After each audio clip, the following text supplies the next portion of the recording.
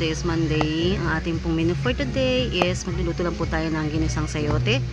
Ayan, sahog lang po natin is pork giniling. Yan lang kakailangan. Ito po yung matipid na ulam. At pritong bangus. Yan, tinimplahan ko lang po siya. Boneless bangus po yan na hiniwa sa anim.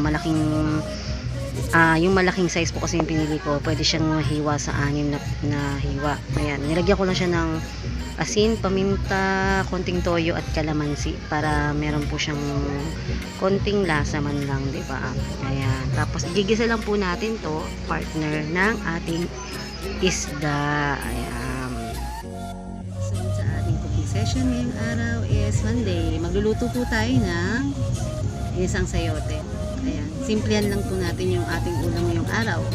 At nag-prepare lang po tayo ng boneless bangus. Ipipito po natin yun mamaya. Para po sa paghihiwa ng sayote, ayan, i-slice lang po natin siya ng maliit. Gumagamit po ako ng plastic. Wala po kasi akong plastic na yung alam mo, gloves. Wala akong plastic. Ito okay na yan. Pinagbalutan din ng sayote.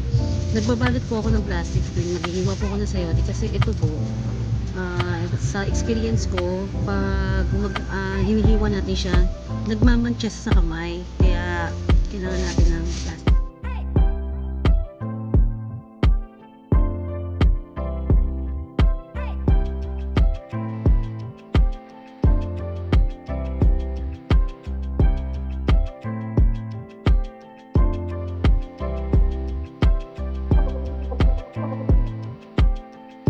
Yung ating boneless bangus na binabad natin sa asin, paminta, kalamansi at toyo. Pwede din po tayo maglagay ng bawang kung gusto natin para mas mabango siya. After po natin maprito yan lahat, igigisa na po natin yung ating sayote.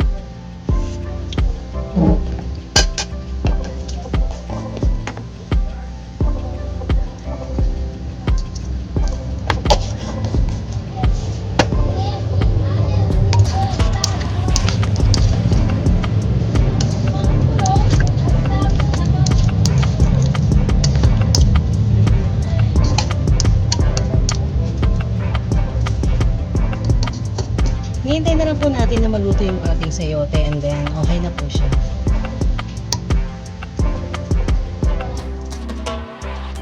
I-check lang natin once in a while yung ating gulay para alam natin kung ito ay luto na.